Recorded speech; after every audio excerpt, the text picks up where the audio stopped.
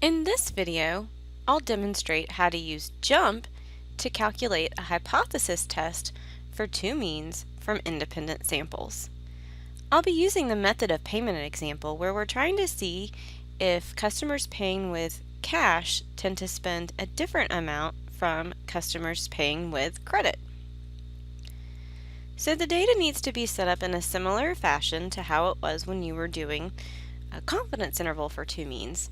That is, you need one row for every individual, one column which specifies which group or treatment they were assigned to, and one column which gives the value of the response variable. So we can see that individual number 1 paid with credit and spent $62.67, and so on and so forth. So if you have your data formatted this way, then to conduct a hypothesis test comparing two means, it's under Analyze, Fit Y by X again. We tend to go here whenever we're doing this bivariate analysis, where we have an explanatory and a response variable. In this case, our response is going to be our quantitative variable, which was purchase amount. And what we think is helping to explain how much customers are spending is their method of payment. So that's our explanatory variable. So again, when you're doing a hypothesis test for two means or a confidence interval for two means, you want to make sure that your response variable is quantitative and your explanatory variable is the qualitative grouping variable. And then once you have this correctly selected, hit OK. Again, we have this nice graph which sort of helps us to quickly get a picture sense of whether there is a difference between the two groups.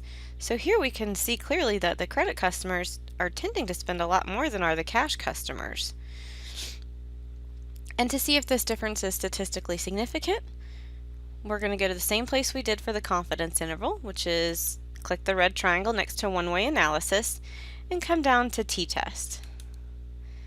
But this time we're going to focus on the output that's on the right side. Again, you want to start out by making note of the order of subtraction. That's going to be very important when you interpret your results. Here we can see JUMP has chosen to do credit minus cash, and we see that the credit minus cash sample difference is positive, so that's telling us that the credit customers are tending to spend more than the cash customers, at least in our sample. So let's see if this result is statistically significant. Here's our test statistic value. It's labeled T ratio. And so it's approximately equal to that 3.94 that we got when we did by hand.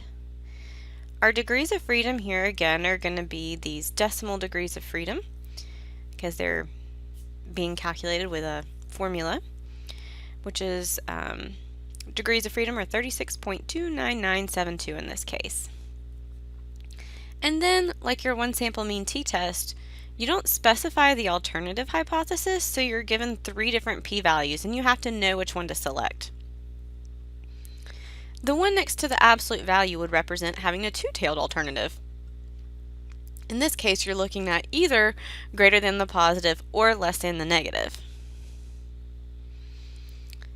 Here, the greater than one next to the greater than symbol would represent doing a right-tailed test. In this case, that would be, based on the order of subtraction, that would be equivalent to hypothesizing that credit customers spend more than cash customers. And the p-value next to the less than sign here is going to represent the left-tailed test.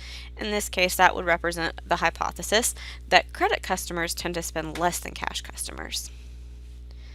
So for our purposes, we're going to be using this two-tailed p-value because we didn't have a specific direction in mind ahead of time. We were just trying to see if there was a difference in the amount spent by the two different payment methods.